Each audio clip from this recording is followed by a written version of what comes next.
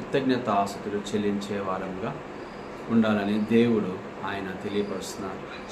So in everything we should be thankful to God. Hallelujah. ఎందుకు why we should be thankful to God? Because that is the will of God. 18వ వచనంలో క్లియర్గా చెప్తున్నారు. అలాగూ చేయుట దేవుని యొక్క చిత్తమై ఉంది. దేవునికి స్తోత్రం కలుగుగా. కొంతమంది నా పట్ల దేవుని చిత్తం ఏంటి, నా పట్ల దేవుని చిత్తం ఏంటి అని అడుగుతూ ఉంటారు. సో రిగార్డింగ్ మ్యారేజ్ కానీ, రిగార్డింగ్ మరి జాబ్ కానీ, లేకపోతే వాళ్ళకు ఉన్నటువంటి పరిస్థితులలో when they have to take some important decisions. So ఇది దేవుని చిత్తమా కాదా అని వాళ్ళు చాలా కన్ఫ్యూషన్లో ఉంటుంటారు. బట్ బిఫోర్ ఆల్ దాట్ మనం ఏం చేయాలంటే దేవునికి ఎల్లప్పుడూ కృతజ్ఞతాస్తుతులు మనం చెల్లించాలి. ఎందుకు? Because he's my father, he's my God, he's my creator. ఆయన నా పట్ల మంచే చేస్తారు, ఆయన నా పట్ల శ్రేష్టమైంది చేస్తారు.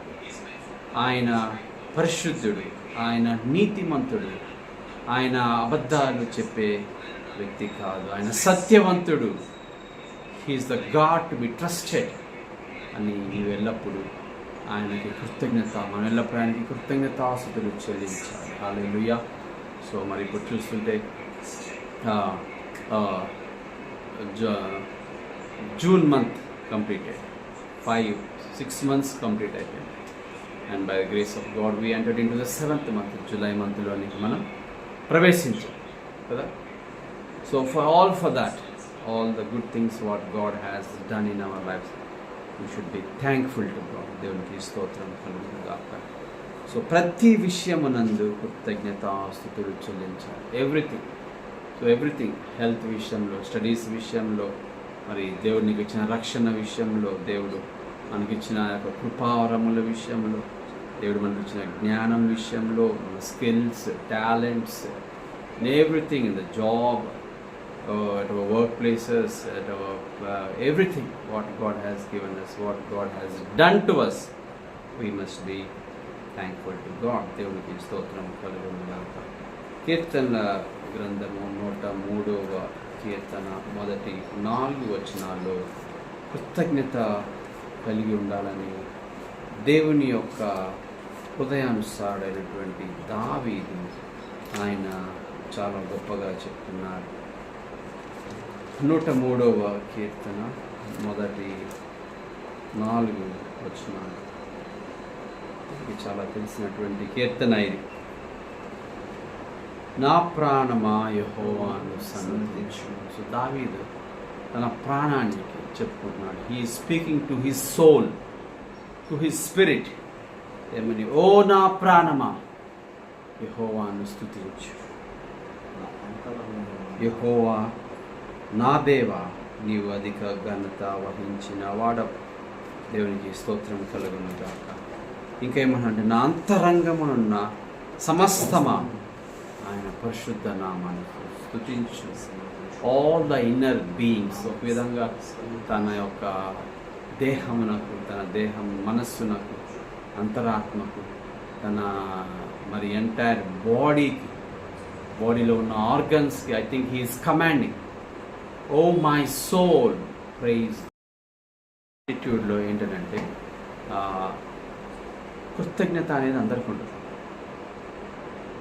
It is not for all.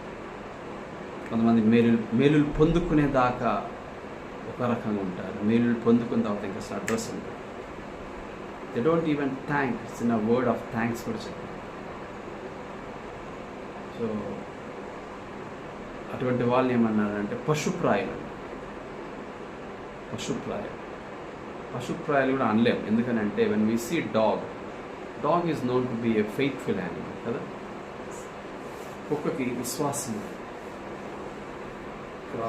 నేను ఇంతకుముందు ఒక చోట ప్రేయర్ జరిగించేటప్పుడు అక్కడ ఒక బ్లాక్ డాగ్ ఉండేది, చిన్నది.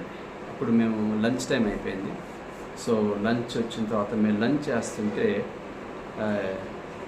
మా దగ్గర ఉన్న తర్వాత మీల్స్ మిగిలిపోతే దానికి పెట్టేశాను. నేను పెట్టేసిన తర్వాత అది తినిన తర్వాత ఇంకా అప్పటి నుంచి నేను ఎవ్రీ సండే ఎప్పుడైతే అక్కడికి వెళ్తాను చాలా యాంగ్షియస్గా చాలా హ్యాపీగా వచ్చేది నా దగ్గర. అది ఎక్కువ కూడా పెట్టలేదు food, just left over food. కానీ చూసారా దాని యొక్క కృతజ్ఞత, ఫెయిత్ఫుల్నెస్ మరి తర్వాత పెరుగుద్ది కదా, అది పెరిగిన తర్వాత బలంగా అయ్యేది. కొత్త వాళ్ళకైతే అది చూసినప్పుడు చాలా ఫెరోషియస్గా ఉండేది, భయంకరంగా ఉండేది. వాళ్ళ అమ్మ ఏమైనా చేస్తుందేమోనంటే మరి నాకు తెలిసింది కాబట్టి ఏం చేయదండి, చాలా మంచిది అని చెప్పి వాళ్ళకి చెప్పినప్పుడు వాళ్ళకి కొద్దిగా ధైర్యంగా ఉండేది. సో మరి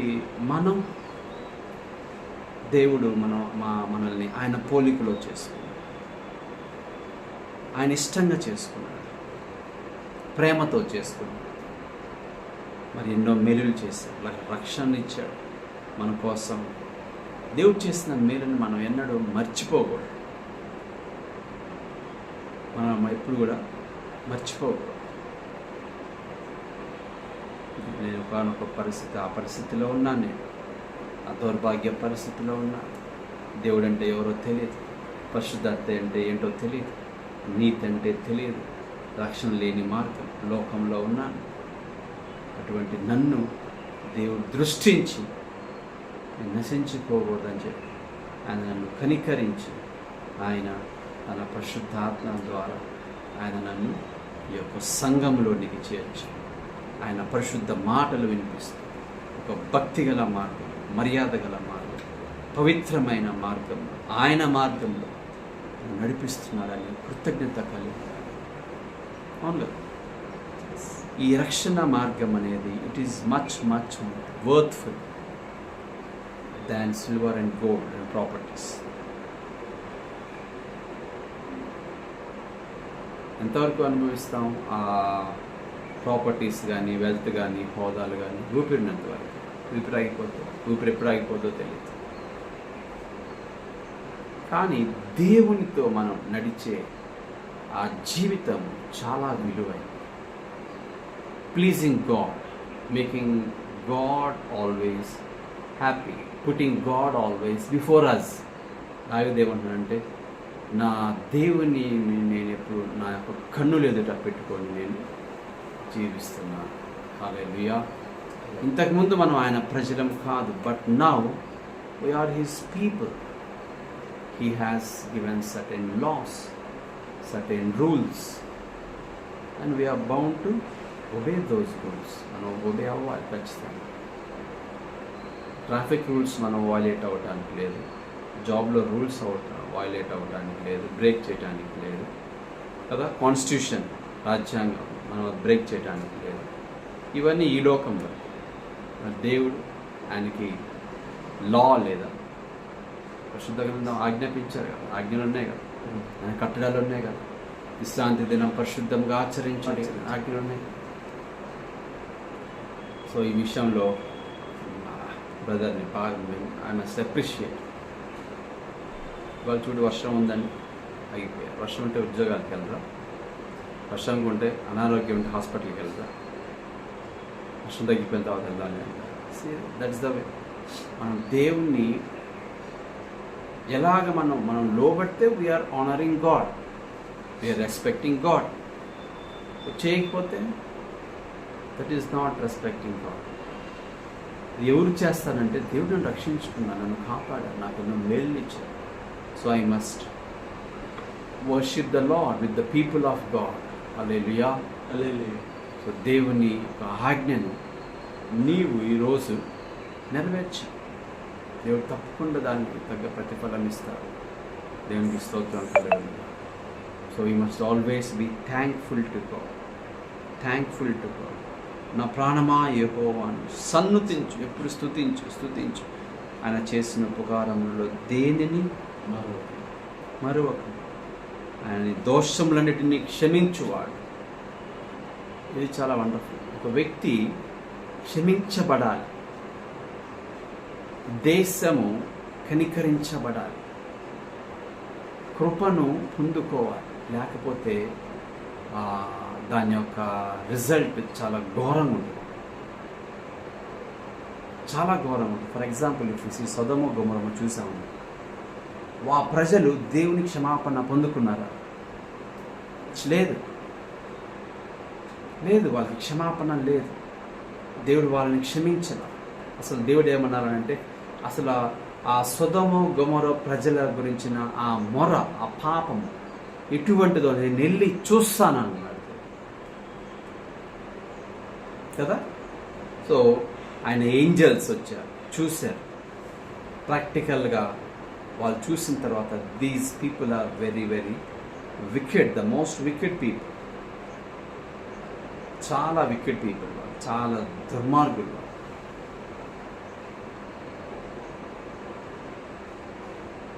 అంత భయంకరమైనటువంటి పాపం మనం చూసినప్పుడు దేవుడు అది సహించలేక లోతుని బయటికి తీసుకొచ్చి, నీతిమంతుని బయటికి తీసుకొచ్చి ఆ సొదొమ గొమొర సిటీస్ని ఆకాశం నుంచి అగ్నిగంధాలు కురిపించి హీ హాజ్ డిస్ట్రాయిడ్. హల్లెలూయా, హల్లెలూయా. ఈరోజు నువ్వు అనుకుంటున్నావేమో నీ చుట్టూతా ఎవరు లేరు, నీతిమంతులు కనిపించట్లేదేమో ఎక్కడైనా కానీ. మరి నేను నీతిగా ఉంటున్నాను, నేను పరిశుద్ధంగా ఉంటున్నాను, ఎందుకు నాకు ఇస్తాము, ఎందుకు నాకు అని అనుకుంటున్నావేమో. బట్ రిమెంబర్, నీ నీతి నిన్ను కాపాడు, నీ యథార్థతను దేవుడు చూస్తున్నాడు. నీ నీతి ఖచ్చితంగా నిన్ను కాపాడు, నీ పరిశుద్ధత నిన్ను కాపాడు, నీ నీతిని. లోతు ఒక్కడే కదా, లోతు తన కుటుంబం ఒక్కడే కదా ఎంటైర్ సిటీలో. అబ్రహాం ఏమన్నాడు, అట్లీస్ట్ 5 మంది ఉంటే రక్షిస్తావా ఆ సిటీని, విల్ యూ ప్రొటెక్ట్? ఓకే అన్నారు. బట్ 5 ఉన్నారు, 5 కూడా లేరు. దానికి ముందు ఇంకా చూస్తే వరల్డ్లో నోవాహు ఒక్కడే కదా, ఓన్లీ నోవాహు ఫ్యామిలీస్. నోవాహు, తన భార్య, తన 3 కొడుకులు, 3 కోడలు, 8 members total. And the entire world was full of sin. దేవుడు అన్యాయస్తుడు కాదండి. నీతిమంతులు ఆయన ఎందుకు చంపుతారు? నీతిమంతులకు ఆయన ఎందుకు పనిష్మెంట్ ఇస్తారు? ఆయన అన్యాయస్తుడా? No, he is not. He is righteous God. ఆయన అన్ని చూస్తున్న దేవుడు, ఆయనకు అన్ని తెలిసిన దేవుడు. హల్లెలూయా, హల్లెలూయా. సో మనం దేవుణ్ణి యథార్థంగా నమ్ముకొని ఆయన వైపు చూసినప్పుడు నీ భక్తి నీకు ధైర్యం పుట్టించాలి. నీ భక్తి ధైర్యం పుట్టించాలి. దేవునికి స్తోత్రం కలుగుతుంది. ఆయన నీ దోషములన్నిటినీ క్షమించువాడు, నీ సంకటములన్నిటినీ కుదుర్చువాడు. హల్లెలూయా, హల్లెలూయా. సమాధిలో నుండి నీ ప్రాణమును విమోచించుచున్నాడు. అంటే ఎంత డౌన్కి వెళ్ళినా కానీ నీ ప్రాణాన్ని ఆయన పైకి లేవనెత్తగల శక్తి గల దేవుడు. కరుణా కటాక్షములను నీకు కిరీటముగా ఉంచుచున్నాడు. పక్షిరాజు యవనం వలె నీ యవనమును క్రొత్తదగుచున్నట్లు. Hallelujah, hallelujah. Is making, giving you new strength, new power. Hallelujah, hallelujah. మేలతో నీ హృదయమును తృప్తిపరచుచున్నాడు. Hallelujah, hallelujah. సో మేలుడు ఆయన అనేకమైన. Is the God who does many good things. Hallelujah. మరి దేవుడు అంత గొప్ప స్వస్థతలు ఇచ్చే దేవుడు, ఉచితముగా ఆయన స్వస్థతలు ఇచ్చే దేవుడు. కాబట్టి దేవునికి మనం ఇవన్నీ చేస్తున్న దేవునికి మనం ఎల్లప్పుడూ కృతజ్ఞతాస్తుతులను చెల్లించాలి. తర్వాత కొలస్సీకి రాసిన పత్రిక నూతన నిబంధనలో కొలస్సీలకు రాసిన పత్రిక 2వ అధ్యాయం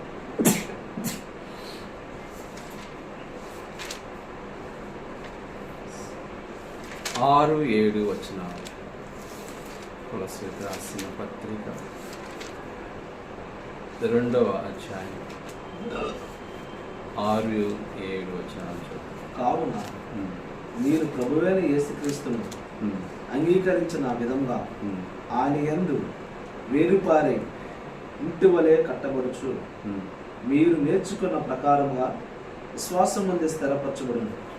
కృతజ్ఞతాస్తుతులు చెల్లించుటి యందును విస్తరించుచు ఆయన యందుండి నడుచుకున్నది. ఎస్.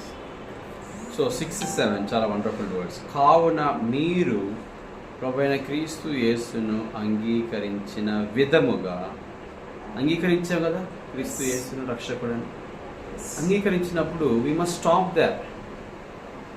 చాలామందికి ఏంటంటే రక్షణను పొందుకున్నాను, తీసుకున్నాను, బ్యాప్టిజం తీసుకున్నాను, ఇంకా అయిపోయింది అనుకుంటున్నాను. No, that is only the beginning. రక్షకుడను తెలుసుకున్నాం. రక్షకుడను తెలుసుకున్న తర్వాత రక్షణ మార్గంలో నడవాలి కదా. ఆయన ఆజ్ఞలు ఏంటి, ఆయన పద్ధతులు ఏంటి, ఆయన కట్టడలు ఏంటి అనేవి తెలుసుకొని తెలుసుకోవాల్సిన బాధ్యత విశ్వాసిదే. తెలుసుకొని ఎదుగుచూ ఉండాలి. నెక్స్ట్, ఆయన యందు వేరు పారిన వారై, అంటే వి మస్ట్ గో డీప్. ఇంటి వలె కట్టబడచ్చు అంటే we must grow, we must go deep, we must learn, నేర్చుకోవాలి, తెలుసుకోవాలి. అండ్ అదే గ్రోత్. అంటే మీరు నేర్చుకొనిన ప్రకారముగా ఏమి నేర్చుకుంటున్నాం? నేర్చుకోవాల్సిందే నేర్చుకుంటున్నామా, లేకపోతే are we just having a time pass? చర్చికి వెళ్ళి మందిరానికి వెళ్ళి ఊరికే కూర్చుంటున్నామా? బైబిల్ నా పర్సనల్ బైబిల్ స్టడీలో ఊరికే బైబిల్ తీసుకుని ముందు పెట్టుకుని ఏదో చదివి ఆమెను అనుకుంటున్నామా, లేకపోతే ఏమైనా గ్రహించామా? ఒక అధ్యాయం చదివాం, 2 అధ్యాయాలు చదివాం, ఏం తెలుసుకున్నాం?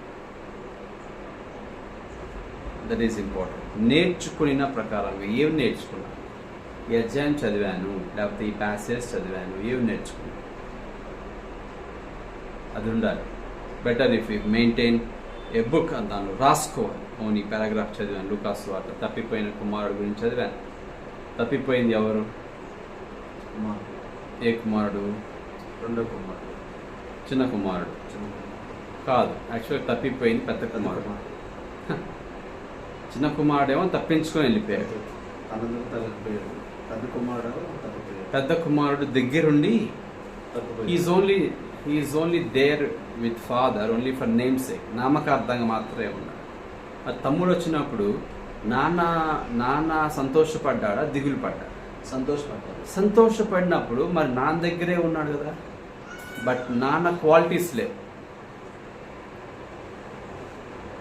నాన్న క్వాలిటీస్ ప్రేమ లేదు, క్షమాపణ లేదు, దయ లేదు, తమ్ముడిని యాక్సెప్ట్ చేసే మనస్సు లేదు, ఒక ఫర్గివింగ్ హార్ట్ లేదు.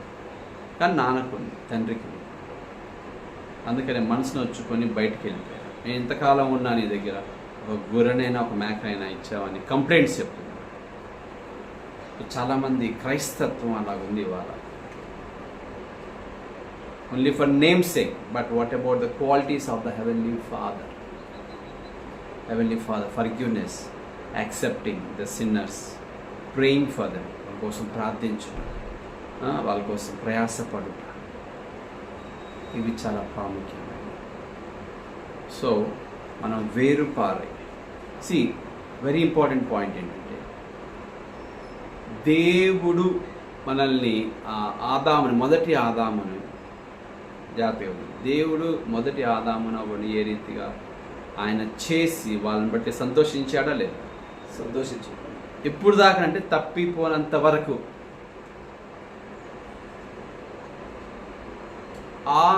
ఆ పరిస్థితిలో, అటు సిచ్యువేషన్లో దేవుడు అలాగే ఆదాము వాళ్ళు చాలా సంతోషంగా, ఆల్ ద 3. హల్లెలూయా. ఇప్పుడు మరి ఆ ఫస్ట్ స్థితిలో దేవుడు ఆదాము ఎట్లాగున్నారో, ముగ్గురు ఇంక్లూడింగ్ గాడ్ ఎలా సంతోషంగా ఉన్నారు, అలాగా భూమి మీద ప్రతి మనిషి అలా ఉండాలని దేవుని యొక్క చిత్తం. ఎవ్రీవన్. కానీ అందరూ ఉంటున్నారు, ఉండట్లేదు. So we must come to that state. కృతజ్ఞతాస్తుతులు చదవండి, 7వ వచనం మొదటి నుంచి ఇంకోసారి చూద్దాం. కావున మీరు ప్రభువైన యేసుక్రీస్తును అంగీకరించిన విధముగా ఆయన యందు వేరుపారిన వారి ఇంటి వలె కట్టబడుచు, మీరు నేర్చుకున్న ప్రకారము విశ్వాసం నుండి స్థిరపడుచు, కృతజ్ఞతాస్తుతులు చెల్లించుట యందును విస్తరించుచు, ఆయన యందు నడుచుకునుడి. ఆయన యందు కృతజ్ఞతాస్తుతులు చెల్లించుట యందు విస్తరించుట యందు, అంటే praises must increase. Hallelujah. Praises increase.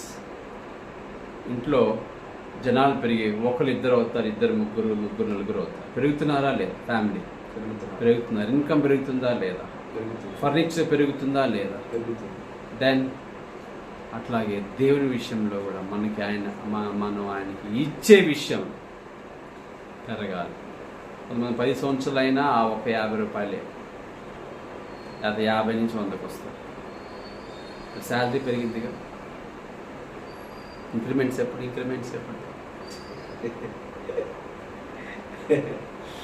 PRC ఎప్పుడు, అదెప్పుడు ఇదెప్పుడు? మరి నీవు ఇచ్చేది ఎప్పుడు? దేవునికి ఇచ్చుటలో పెరగాలి, దేవునితో సహవాసం పెరగాలి, దేవునికి కృతజ్ఞతాస్తుతులు చెల్లించుటలో విస్తరించుచు అన్నారు. హల్లెలూయా. అంటే యు మస్ట్ ఎక్స్పాండ్, గ్రోత్. విస్తరించుచు ఆయన యందుండి నడుచుకొనుడి. హల్లెలూయా. ఆయన యందుండి నడుచుకొనుడి. దేవునికి స్తోత్రం కలుగును గాక. So this is very important. 10 సంవత్సరాలప్పుడు రక్షణ పొందినప్పుడు 10 సంవత్సరాలు రక్షణ పొందినప్పుడు ఎట్లాగుంది? అదే ప్రార్థన, అదే స్తోత్రం, అదే పాట. మరి ఆఫ్టర్ 10 years ఇంకా అట్లాగే ఉంటే అదే గ్రోత్ అనేది. 10 years, 1 కాదు 2 కాదు. సో ఆయన యందు విస్తరించుచు కృతజ్ఞతాస్తుతులు చెల్లించుట యందు విస్తరించుచు ఆయన యందుండి నడుచుకొనుడి. ఆయనను అనుసరింపక. 8వ వచనం చదవండి. 8వ వచనం. 8. ఆయనను అనుసరింపక మనుషులు పార్యంపర ఆచారములు అనగా ఈ లోక సంబంధమైన మూలపాఠములను అనుసరించి మోసకరమైన నిరర్ధక తత్వజ్ఞానము చేత మిమ్మును చెరపట్టుకొని పోవాడెవడైనా ఉండునేమో అని జాగ్రత్తగా ఉండు. అంటే be careful about the deceiving people. మోసకరమైనటువంటి వ్యక్తులు ఉన్నారు, వాళ్ళ నుండి జాగ్రత్తగా నీవు కాపాడుకో అని పోస్ట్ అయిన పౌల్ గారు తెలియజేస్తున్నారు.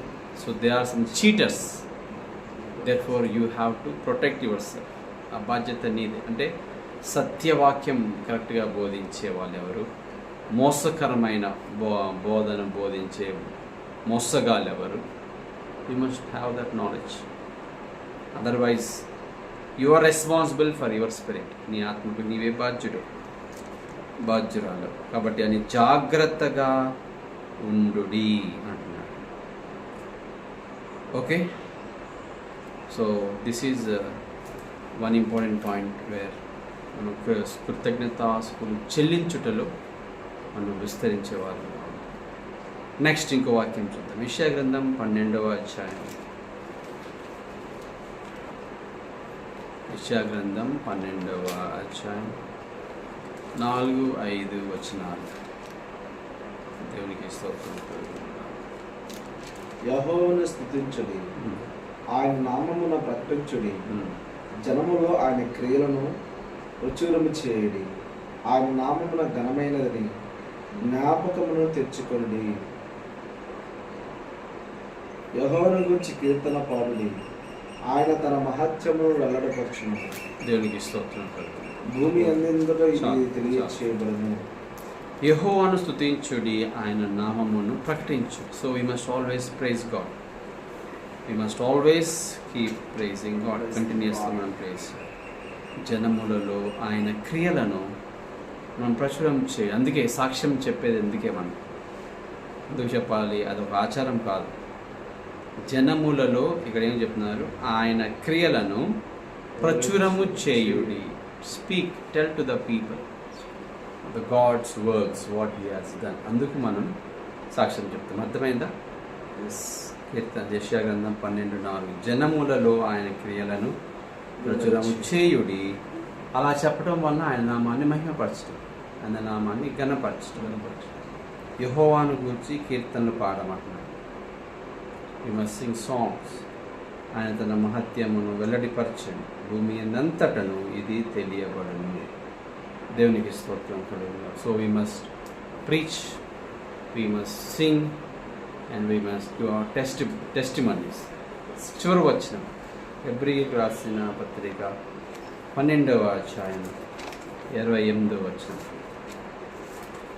ఇది మనం దేవునికి మనం ఏ రీతిగా మన పెదవులతో 12వ అధ్యాయం 28వ వచనం. Hebrews 12:28. అందువలన మనము నిశ్చలమైన రాజ్యమును పొంది దైవ కృప కలిగి ఉన్నాము. ఆ కృప కలిగి వినయ భక్తులతో దేవుని ప్రీతికరమైన సేవ చేయదము. ఎలా అనగా మన దేవుడు ఒక నిమిషం చూడండి. 13వ అధ్యాయం హెబ్రీయులకు రాసిన పత్రిక 13వ అధ్యాయం 15 వచ్చింది. 13-15. కాబట్టి ఆయన ద్వారా మనము దేవునికి ఎల్లప్పుడూ స్తుతియాగము చేయదము. అనగా ఏం చేయాలి మనం ఎల్లప్పుడు? దేవునికి స్తుతియాగము చేయదు. స్తుతి యాగం అంటే ఆ మాటకు అర్థం ఏంటి? స్తుతియాగం అంటే ఆయన స్తుతి అనేది ఒక యాగము లాగా మనం చేయాలి. కంటిన్యూస్, నాన్ స్టాప్, స్తుతించాలి ఎల్లప్పుడు నాన్ స్టాప్ ప్రైజెస్. స్తుతి యాగము చేయుదము అనగా ఆయన నామమును, అంటే ఏంటి? ఆయన పేరు, ఆయన నామమును, దేవుని యొక్క పేరుని మనం ఒప్పుకోవటం అంటే ఏంటి? ప్రభువా, నువ్వు రక్షకుడివి, నువ్వు పరిశుద్ధుడివి, నువ్వు నీతిమంతుడవి, యేసయ్యా నీవు సత్యవంతుడవు, నువ్వు యథార్థవంతుడు. So telling about all his qualities. That is how when we speak, మనం ఈ రీతిగా మాట్లాడుతూ ఉంటే దేవుని క్వాలిటీస్ మనం ప్రచురిస్తున్నప్పుడు, పలుకుతున్నప్పుడు వింటున్న దేవుడికి సంతోషం కలుగుతుందా? లేదు. That is how we must please God. దేవుని అలాగే సంతోషపరచు. ఇప్పుడు మీ అబ్బాయి ఉన్నాడు, నానా నువ్వు చాలా బలవంతుడు, నానా నువ్వు చాలా తెలియగలడు, నానా నువ్వు నాకు అడిగిందల్లా కొని పెడతావు, నువ్వు చాలా ప్రేమ గలవ తండ్రి, ఇదిగో నాకు మంచి కొత్త షూస్ కొనిపెట్టావు, స్కూల్కి ఈ బ్యాగ్ కొనిపెట్టావు, ఇంకేం కొనిపెట్టావు? నిద్ర కొనిపెట్టావు. నిద్ర. సో అయితే అప్పుడు అలాగా దేవుడు అలాగా మీ అబ్బాయి నీ గురించి చెప్తున్నాను అనుకో, నీకు సంతోషం వింటున్నా, నీకు సంతోషంగా ఉంటుందా? లేకపోతే నువ్వు బయటకు వచ్చేసరికి మీ అబ్బాయి వాళ్ళ మమ్మీతో, నీకన్నా మా డాడీయే మంచోడు, మా డాడీ నన్ను ప్రేమగా చూసుకుంటాడు, మా డాడీ నన్ను స్కూల్ నుంచి వచ్చేటప్పుడు చక్కగా హోటల్కి తీసుకెళ్తాడు, సమోసా కొని పెడతాడు, కార్న్ సమోసా కొనిస్తాడు, నువ్వు అసలు ఏం కొని అంటే అందరు కాదనుకోండి, అలా అంటున్నాను అనుకో, నువ్వు ఈ మాటలు విన్నావు, నువ్వు హ్యాపీగా ఫీల్ అవుతావా? లేదు, చాలా హ్యాపీ, ఇంకా ఏదనిపిస్తుంది, because you are doing that, నువ్వు చేస్తున్నా. అవి నీ బిడ్డ గుర్తెరిగి చెప్తున్నాడు. తన ఫ్రెండ్స్తో చెప్పాడు స్కూల్, అరే మా డాడీ అయితే ఇంటికి వెళ్తేప్పుడు చాలా నన్ను పట్టించుకుంటాడు, నన్ను ఇచ్చేస్తా అని చెప్తాను. ఇలా ఎప్పుడు నువ్వు వింటున్నా కానీ నీ గురించే చెప్తున్నాడు, ఎప్పుడు ఉదయం అయినా సాయంత్రం అయినా. అరే ఇదేంటి ఎప్పుడు నా గురించే మాట్లాడుతున్నాడు. ఇక్కడ అదే చేయండి, స్తుతి ఎల్లప్పుడూ స్తుతి యాగము చేయండి. అంటే don't give your mind for other worldly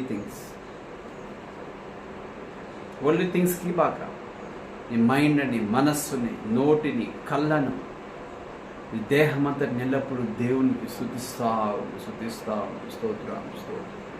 అంతకుముందు చిన్నప్పుడు ఒక కథ చదువుకుని ఏంటంటే, ఆ ఋషి దేవుని చూడాలని ఇంకా అన్నీ వదిలిపెట్టేసి అడవిలోకి వెళ్ళిపోతే ఇంకా ఆయన జపిస్తూ ఉన్నాడు, జపిస్తా అంటే ఏం వచ్చినా కానీ, వర్షం వచ్చినా ఎండ వచ్చినా నేను అసలు కదలని అలా జపిస్తాను. అలా ఆయన అక్కడే ఉన్నాడు నుంచొని. ఒకవేళ కాళ్ళు ఏమన్నా అయితే పడిపోతాను కానీ, నేను పడిపోయినా మళ్ళీ లెగిస్తాను కానీ నేను ఇక్కడి నుంచి ఉండని చెప్పేసి ఇంకా ఇలా పెట్టుకొని ఇట్లాగా ఆయన కొంచెం జపిస్తూ ఉన్నాడు. అలా కొన్ని నెలలు అయిపోయేసరికి అడవి కదా, చీమలు వచ్చినాయంట. చీమలు ఆయన చుట్టూతో మట్టితో కట్టేసినాయంట. అంటే చీమ పుట్ట అంటారు కదా, అలా కట్టేసినాయంట. అయినా కానీ ఇంకా ఆయన జపిస్తూ ఉన్నాడు. అది అక్కడికి వెళ్తుంది, ఆకాశానికి వెళ్తుంది. ఎవరు ఇంత కాలం నుంచి నన్ను పిలుస్తున్నారని చెప్పి అక్కడి నుంచి పైనుంచి చూడండి. అప్పుడు సంథింగ్ ప్రత్యక్షమైంది. అది చూసారా, ఆ పట్టుదల ఏంటది? పట్టుదల. సో ఆ పట్టుదల ఉండాలి. So it is not for all, ఖచ్చితంగా అందరికి కాదు. The people who are only serious. వాక్యము, దేవుని మాట మనం చదివింది, when we get that knowledge, మనకి అర్థమైనప్పుడు ఏం చేయాలి? We must do that. ఏం చేయాలి? మనం చేయాలి. సో స్తుతియాగము చేయుదము అనగా ఆయన నామమును ఒప్పుకొనొచ్చు. ఒకటేనా ఆయనకి నామం? ఒక నామమేనా? మనం ఇంతకుముందు చూసాం, చాలా పేర్లు ఉన్నాయి. అసలు ఆ పేర్లకి అర్థం ఏంటి? ఎందుకు వస్తాయి ఆ పేర్లు? ఏమండి, ఎందుకున్నాయి దేవునికి అన్ని పేర్లు? పరిశుద్ధుడు. ఎందుకంటే all those are his qualities. ఆయన క్వాలిటీసే ఆయనకి పేరు. పరిశుద్ధుడు కాబట్టి పరిశుద్ధుడు అన్నారు, నీతిమంతుడు కాబట్టి నీతిమంతుడు, సత్యవంతుడు కాబట్టి సత్యం. సో ఎన్ని పేర్లు ఉన్నాయి. All those are his qualities. అవి మనకు అర్థమైనప్పుడు మాత్రమే we will speak out and we praise him. We don't understand, we don't speak. ఇందాక I have been praising, speaking about his qualities కదా, ఫస్ట్లో వచ్చినప్పుడు. సో we should, ఆరాధన అంటే ఒక పాట పాడుతున్నారు చాలా మంది. ఆరాధన అదే ఆరాధన. హల్లెలూయా హల్లెలూయా. ఇది లేకపోతే మా పాస్టర్ గారు పాట పాడారు. ఎవరు ఆరాధన సరిగ్గా చేయలే. ఏంటో ఏమైపోతున్నాడు, ఎక్కడికి వెళ్తున్నాడు, భక్తి తగ్గింది కాబట్టి వారం అంతా అసలు ఎట్ట జీవించాడు, ఇది ఆలోచిస్తున్నారు. బట్ ఇక్కడ ఏమని చెప్పబడింది?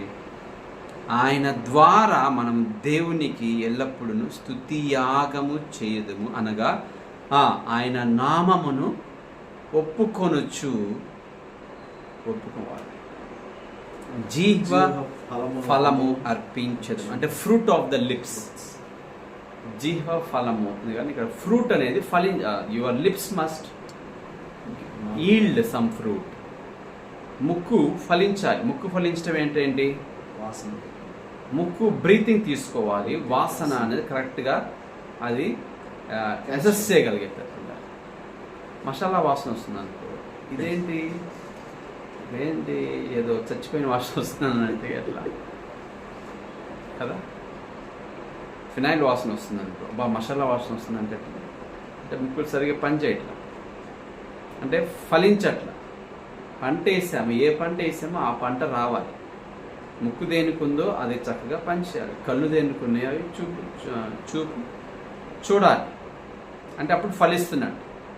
పెదవులు ఎందుకుంది? దూషించడానికి కాదు, ఇతరులను దూషించడానికి కాదు, ఇతరులతో గొడవ పడటానికి కాదు, ఇతరులతో వాళ్ళ బ్యాడ్ థింగ్స్ చెప్పడానికి కాదు.